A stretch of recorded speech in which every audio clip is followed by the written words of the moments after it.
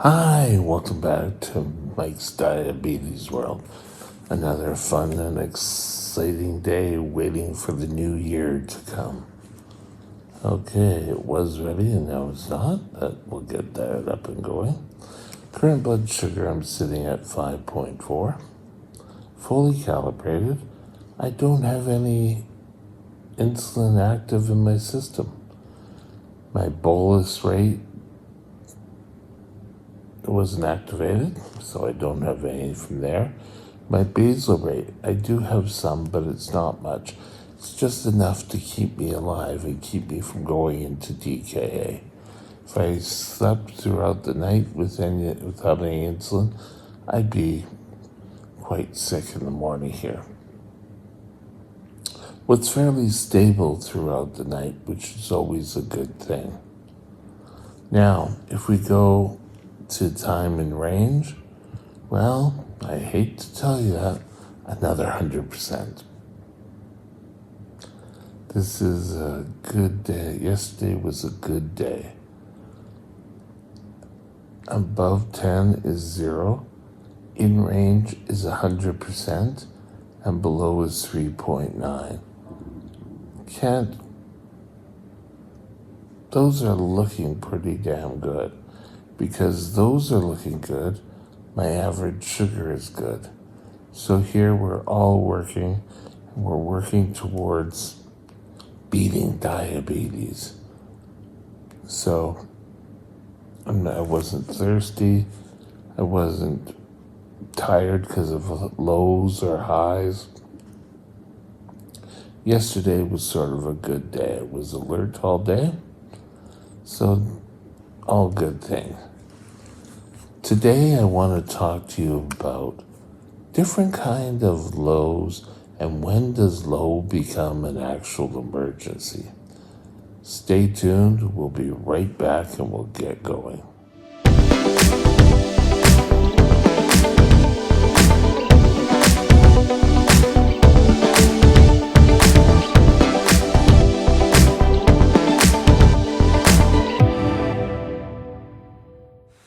This channel is provided for informational purposes only. Contact your physician for any diagnostic or treatment plan. While low blood sugars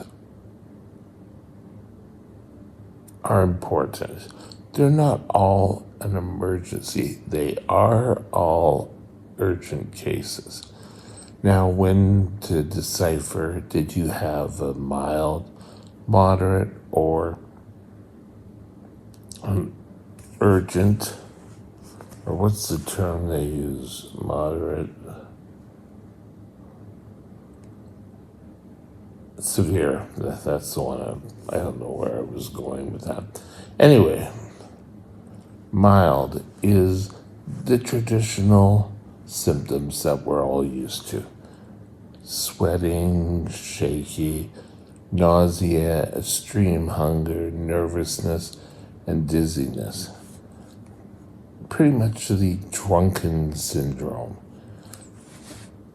As diabetics, we've all been through this. We all treat it quickly, and our blood sugar goes back up, and we're able to continue on with the day. Those are mild. Those don't need anyone else.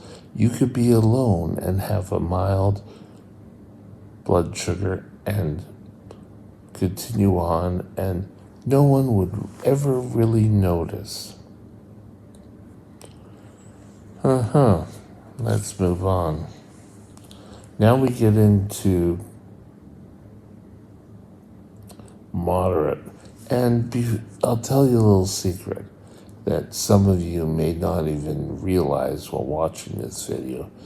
I never knew the difference. It was all just low, and to me, a bad low or severe low was always if you went unconscious. Everything else was you just had a low. But thinking how many of these I had. Difficulty concentrating. Yeah. Confusion. What do you mean? Okay. Weakness. I never really had weakness. I guess it was kind of a feeling, but I never experienced muscle weakness. Vision changes. I'll tell you a story. It was about early 80s, and I was down in Texas because my dad was in the oil industry, and it was all good. Anyway, in Texas, I started to experience, I'd go double vision. And it was always just sort of like in one eye. So if I did this, I'd be able to notice.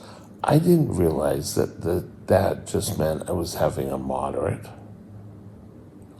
And I think that was the first experience I had with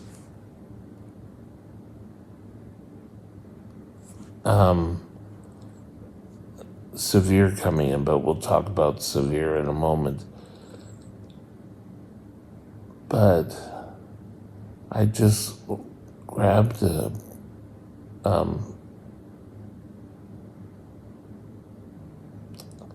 glass of Coke to bring it up, and I went to go sit in a chair, and I spilled it. And my stepsister just started going in on me and yelling and screaming, and I just couldn't deal with it. I tried to walk up the stairs, and I was going to go to my bedroom, and I wanted away from her, which was probably a bad idea to begin with. I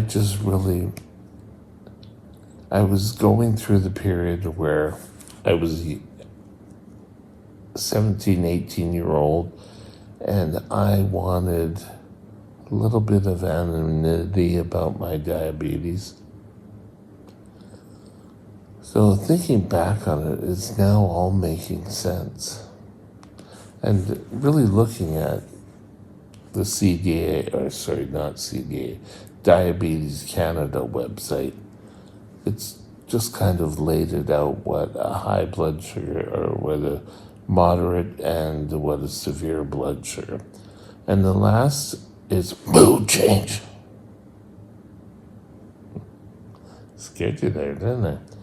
But mood swings are very common. People can get angry. And you really, if you're in a relationship, you really have to build on that and let people know that you're not seeing the real me. When my blood sugar drops, that's what happens. If you're not with someone who can handle that,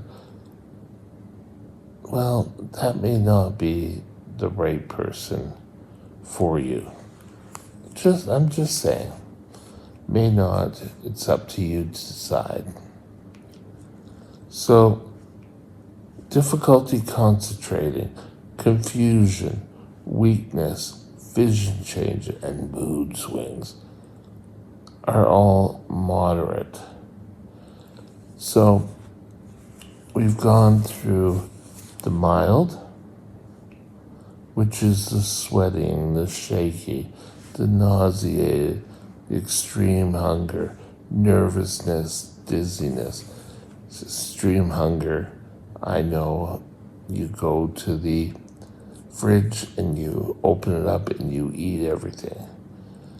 The important thing to identify here is when you are in a moderate, you're still going to have the symptoms of a mild.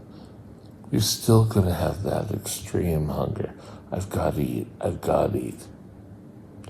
And you go to the cupboard and you eat, and you'll eat. Years ago, there was a show called Alf. He was about an alien, and he would go through these periods called eating frenzies. And there, that's a little bit better lighting.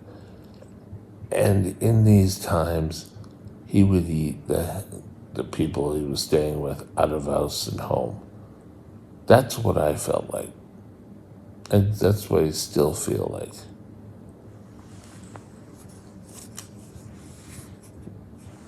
Okay, now the worst one, and I'm just going to, just 1 sec here.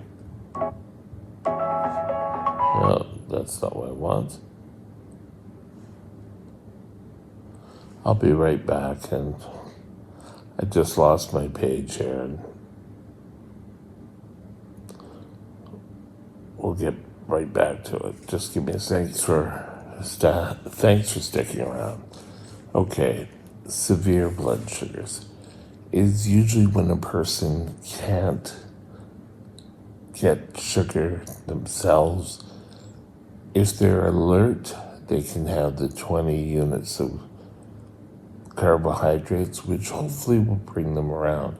And what symptoms are we looking at? We're looking at mild and moderate put together. I personally started seizuring. And seizuring is when muscles start. Now, there are 2 different types, or I classify 2 different types of seizuring. One is when I'm in a moderate, and I will start. It's just my hand. I can't hold on to anything. I told you the story earlier about holding a glass of juice or whatever and drinking that. That is moderate, but I'm kind of like, hey, severe here. I'm just over in the corner here, just waiting. Now, if you're conscious, you usually need someone else to help you. And you need to give 20 grams of carbohydrates as per Diabetes Canada website. So that could be a 1/4 cup of orange juice, candies still, as long as the person is able to swallow and take it. A lot of times we can't function in a severe. We could be seizuring, we could be having real difficult time in concentrating. A lot of times we can't speak. My mouth just sort of like seizes. I was out on a walk one day. Actually, I think I was going to meet up with a family friend. I was invited to a barbecue, and I didn't make it. I was walking. I got off the wrong bus stop, and I had to walk a few blocks, and I ended up falling, and someone found me on a corner of a street, and I was just sitting, I couldn't talk, and the fire department was called. The ambulance came out. Couldn't get an IV going, but that's a different story. But I just shut up. I tried to tell them, but a lot of times your brain is still functioning. And that is really weird. Your brain is functioning, but you can't speak. You can't get the message down. So they can all be treated still by having someone else introducing sugar to you. I was in a Victoria, BC, which is our provincial capital, and it's a touristy town. I went there, or city, I guess it is, And I went there, and there was a miniature world where they made all these little scenes and of little figurines. And it was quite interesting. I went in there fine, and I dropped, and all of a sudden I was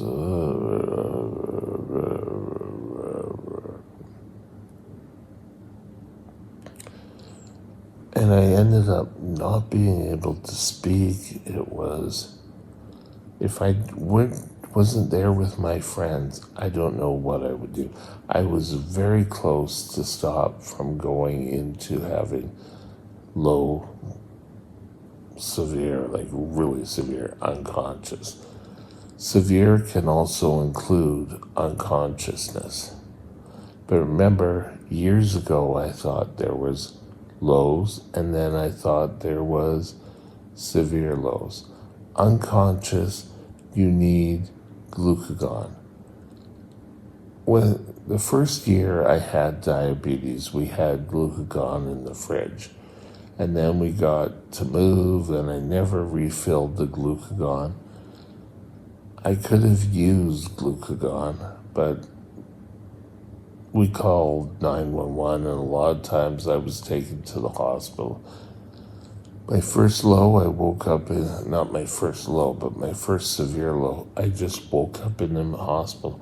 I didn't know what was going on. That is an option, but don't rely. You can have a person trained in glucagon. Now that I'm in a facility, the staff here does know how to inject glucagon.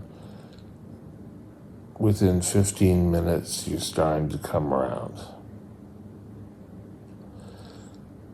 Glucagon now has become quite expensive, and injecting it is not always feasible cost-wise.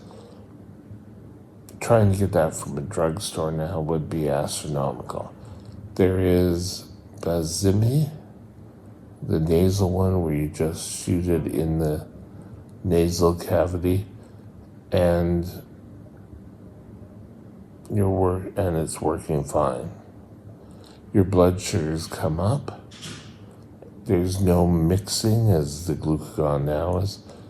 Someone just has to put in your nasal cavity and shoot the contents in. There's no needle. It's a much more stable substance. If people don't respond, that's when you should be calling 911. When you've done treatment and they don't respond. I was finding I'd wake up from having a severe low, and I'd be on the floor of my condo, and I'd be, and I'd try calling people, and my friends who now know that that was me on low would end up coming over, but they would also call an ambulance.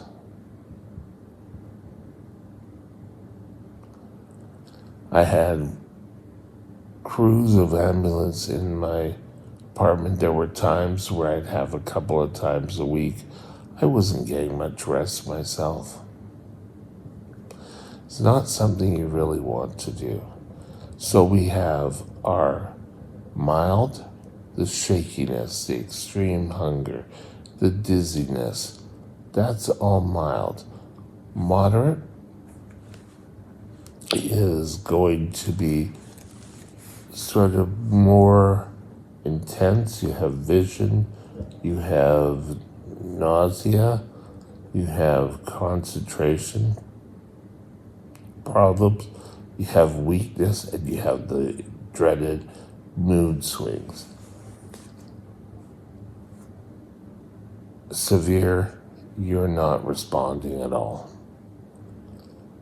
Well, you're not responding. You're not able to do anything.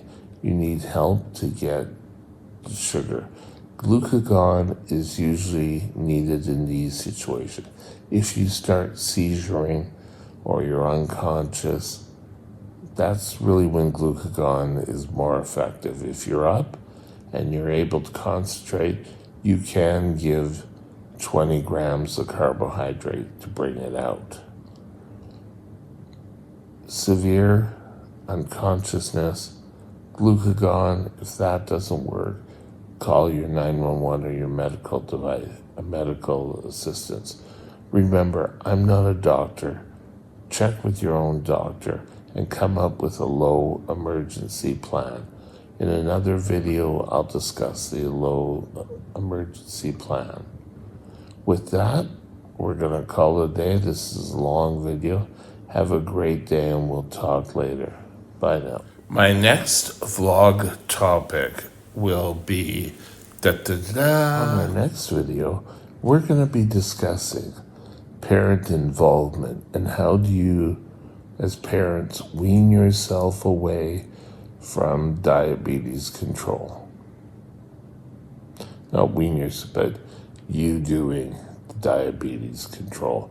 And when should your youngster, child, son, daughter, niece, nephew start controlling their own diabetes?